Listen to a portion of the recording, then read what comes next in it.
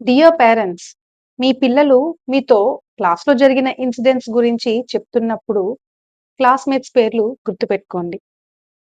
కళలు గురించి లేదా స్టోరీస్ చెప్తున్నప్పుడు క్యారెక్టర్స్ నేమ్స్ గుర్తుపెట్టుకోండి. ఆటల్లో జరిగిన ఇన్సిడెంట్స్ చెప్పినప్పుడు వాళ్ళ ప్లేమేట్స్ పేర్లు గుర్తుపెట్టుకోండి. మరి గుర్తుపెట్టుకొని ఏం చేయాలి? ఏదో ఒక సందర్భం వచ్చినప్పుడు ఈ క్యారెక్టర్ నేమ్స్‌ని గుర్తు తెచ్చుకొని వాళ్ళు చెప్పిన ఇన్సిడెంట్‌ని లేదా స్టోరీని యాజ్ ఇట్ ఈస్‌గా మీ పిల్లలకి చెప్పండి. ఇలా చెప్పడం వల్ల ఏమవుతుంది? మీ పిల్లల బ్రెయిన్‌లో ఒక ఆలోచన మొదలవుతుంది. మీ పిల్లలు స్పెషల్‌గా ఫీల్ అవుతారు. మా పేరెంట్స్ ఆలోచనలో నాకు స్థానం ఉంది.